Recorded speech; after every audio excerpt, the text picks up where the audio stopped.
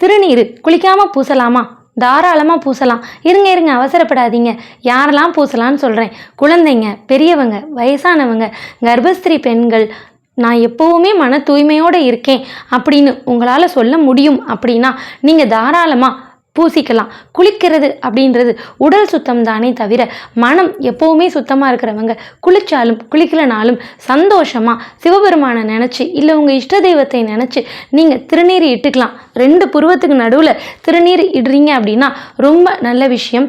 3 விரலை எடுத்து முழு பட்டையாக இட்டுக்கிட்டீங்க அப்படின்னா உங்களுடைய வாழ்வாதாரம் இன்னும் உயரும். சரி, நம்ம ஏன் திருநீர் பூசணும்னு தெரிஞ்சுக்கலாம். நெத்தி இருக்குது பார்த்தீங்களா? இந்த நெத்தி நம்மளுடைய உடம்புலேயே மென்மையான நரம்பு உள்ள பகுதி.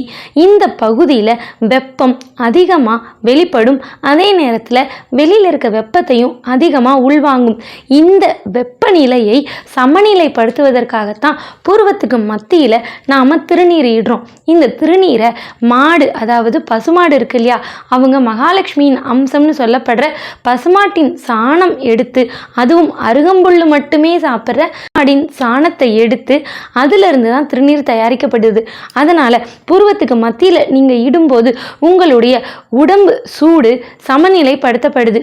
சரி, புருவத்துக்கு மத்தியில் இடாமல் நான் பட்டையாக போடுவேன் அப்படின்னா தாராளமாக போடலாம்.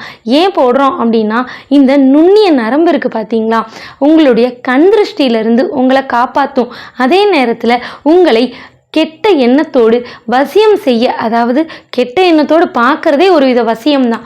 அதை செய்யணும்னு நினைக்கிறவங்க கிட்ட இருந்து இந்த திருநீர் அதை தடுத்து உங்களையும் உங்களுடைய மனத்தின் தூய்மையையும் காப்பாற்றும். ஏன்னா அந்த நுண்ணிய நரம்பு சீக்கிரமாகவே கெட்ட சக்திகளால் ஈர்க்கப்படும். அதை தடுக்கிறதுக்காக தான் நாம் என்ன பண்ணுறோம், திருநீர் கண்டிப்பாக பூசணும்னு சொல்கிறோம். திருநீர் பூசுவதால் மன ஒருமை அமையும். அதே நேரத்தில் உடம்புக்கும் மனதுக்கும் ஒரு தைரியமும் ஒரு வல்லமையும் பிறக்கும். சரி, எப்படி பூசணும்னு கேட்குறீங்களா? ஒரு சிலர் மோதிர விரலால் எடுத்து ஒரு சின்ன மெல்லிய கோடு போட்டுக்குவாங்க. இன்னும் சிலர் 3 விரலை எடுத்து முழு நீள பட்டையாக இட்டுக்குவாங்க. அதனால் எப்படி பூசினாலும் நல்ல விஷயந்தான். ஆனால் அதை மனதார முழு நம்பிக்கையோட கடவுளே உன்னை நான் சரணடைஞ்சிட்டேன் அப்படின்ற எண்ணத்தோட திருநீர் பூசிக்கோங்க. இதைத்தான் தேவாரத்தில் உள்ள பாடல்ல சொல்லப்படுது. மந்திரமாவது நீரு, வானவர் மேலது நீரு, சுந்தரமாவது நீரு, துதிக்கப்படுவது நீரு, தந்திரமாவது நீரு, சமயத்தில் உள்ளது நீரு, செந்துவர் வாயுமை பங்கன் திரு ஆளவாயான் திருநீரு. அதாவது திருநீர் இட்டுக்கும் போது குலதெய்வம், இஷ்ட தெய்வம், அப்படி இல்லைனா எம்பெருமான் சிவனை நினச்சி திருநீர் இட்டுக்கணும்.